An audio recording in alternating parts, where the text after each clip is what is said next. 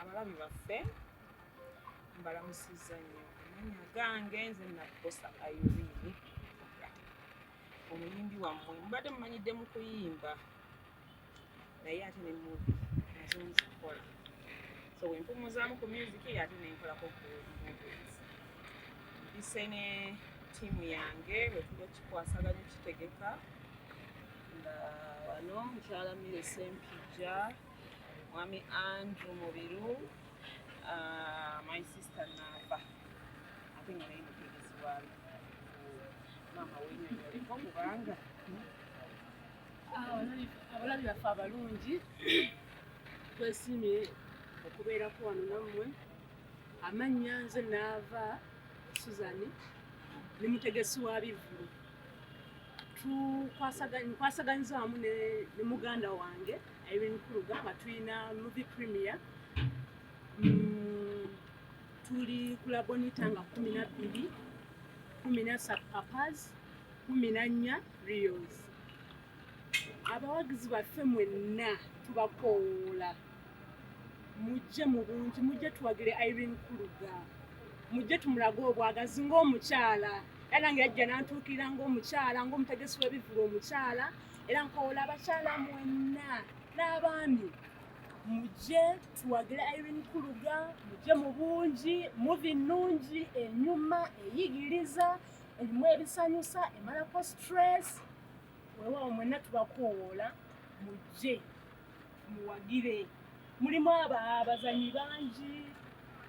mwenna mujja balaba abayimbi bangi byonna mujja kunyumirwa mujje twemaleko stress mujje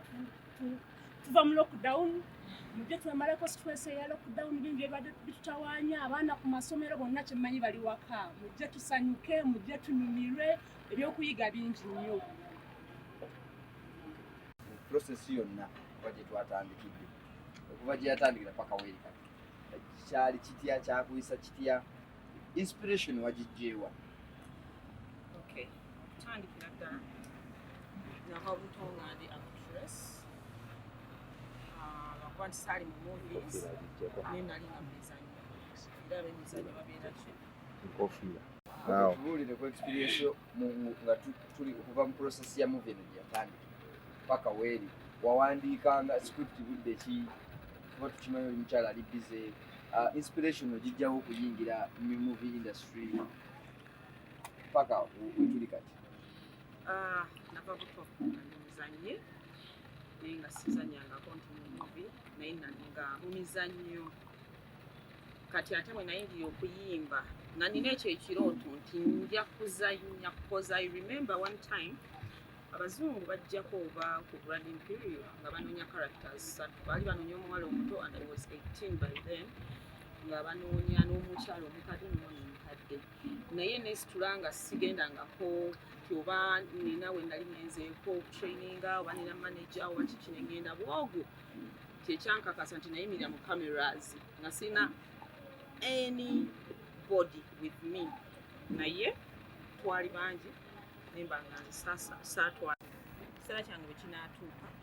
ngenda kubeera mu movies kati kyekiseera ekiseera kyatuuse neŋŋamba okay ndi writer era nina ekitabo kiramba bwembeera ejamani okusinga mba ne time nene nembeera mu buli nyinza okulowoozayo ekyo neŋŋamba okay kano kastori kankawandiikeko nempandiika kati ekiseera kyatuuka neŋŋamba omwaka oguwedde nti no this is the time trust ndabye ebintu bingi tuyise mu ntendera ebintu ebizibu abantu bye bayiseemu nze byempiseemu families bye ziyitamu enkwe love kwegamba erimu ebintu bingi kyoyigiramu love stress evaawa betrayals zivaawa ku mirimu n'ewaka mu families ekyansazaawo okukola ekyo kwegamba life gyemmanyi nti ngiyiseemuko n'abantu abalala bakoze eki so si kintu nti nno nakijjayo eri mu bbanga. Haso ki challenges zewasanga wano process yenu? Challenges ze nafuna I was prepared okukola movie eno naye tuba tutandise meetings nafuna obulwadde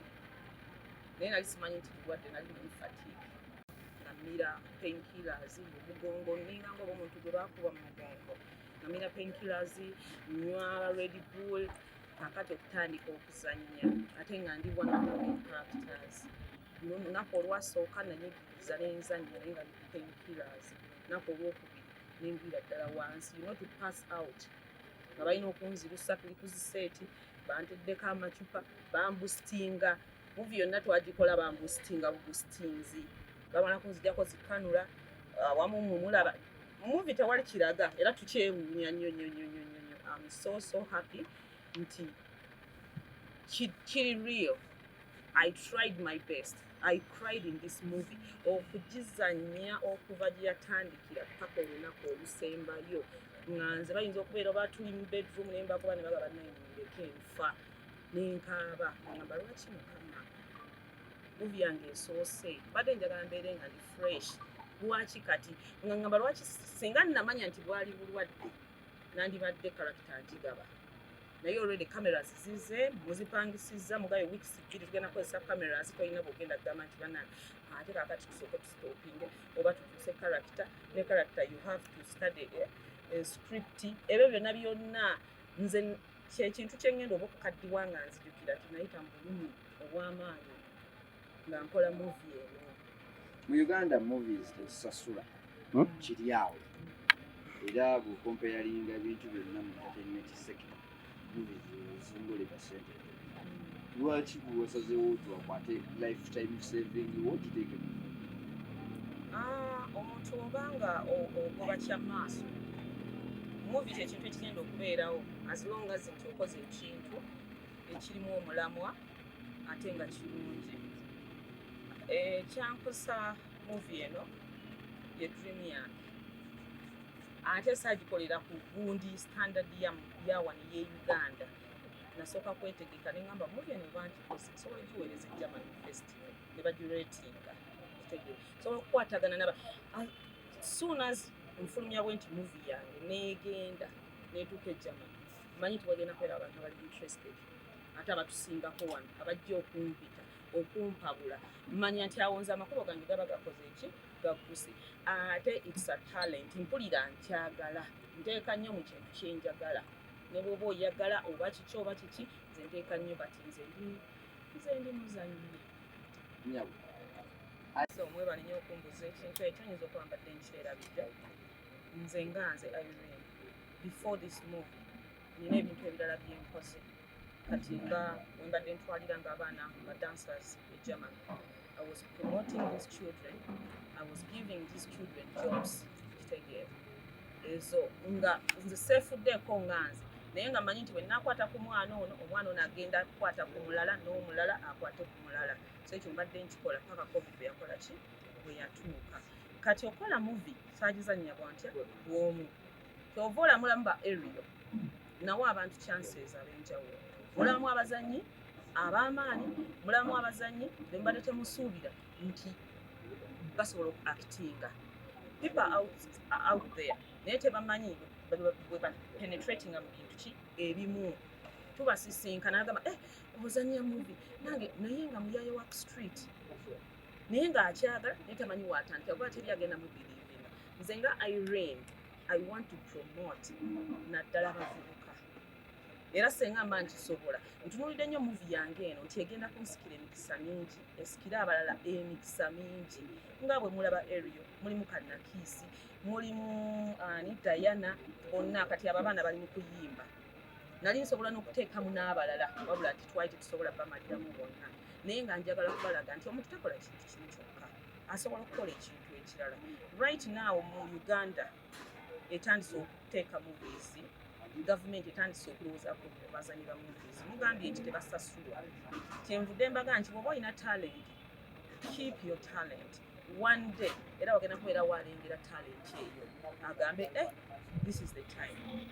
naye nga I'm here to promote young generation n'okubakwatira bensobodde ziri gavumenti kyensobola kyenkola so I'm not thinking about myself njagala okulekawo omukulu nti one day omwana aligamba nti ze natandikire mukisa gwange nagufuna ku mukyala lwali bayita Irene nakosa kuvuga nabateekamu batwatunyanga characters ani asobola okwakutinga kino ekintu obulungi paati y'abamaama ani agisobola obulungi ani ali funny ani ali crazy ani asobola okukyankalanya era of course abantu abasobola okusooka okujjira babeera bano ababiri Nantume ne Lenga kitege naye nti Manala ali funny kitege nga ye naye mu movie yange ayinamu akafu wagenda okunyumisa era yanyumisa Aerial Disc okay oyo muyimbi wakuba nti muyita nnyonyonyonyo omubusisa okumuteeka mu movie eyo naye nekigenderwa nti Aerial akola music ani amumanyi nnyo Aerial can you act jangu onzanyiremu n'azanya ate ng'ayagala si mukake bano Jacob omutuuze ekifo kye yazanya kya kansala umuwulira ng'ayogera ku bintu ebyo byaba abuulira all the time netubuuza character kyenyumira awo Jacob ono tumufuna so abanenenene twabateekamu okusinziira ku busobozi Sekamanala Manala nti yali fani era ekifo kye yazannyamu kyali fani kale katu oyagala omukolo gw'ogwenjawulo gubeere n'ebijjukize mu nnyumba yo kankwanjulire King Montage Photo Studio fe bakafuluma okukuba ebifaananyi n'okukola vidiyo olina wedding birthday party kukyala nika baby shower photoshoot oba music shoot na buli kimu kyonna ky'oyagala fe tusobola okuwa ebijjukize ebirungi eri ebirooto byo ate nno mwana wattu kusintiiza omuntu wa bulijjo tusange bannankulabe ku bitaala ku Prime Tower level 3 room D04 okumanya ebisingawo tukubire ku namba zino noti 7 noti 2 emu noti 4 emu 25 oba noti 755 3 731 oba noti 777 noti 23 4 noti 5 King Montage Photo Studio fe tusobola okuwa ebijjukize ebirungi ate nno mwana wattu kusintiiza omuntu wa bulijjo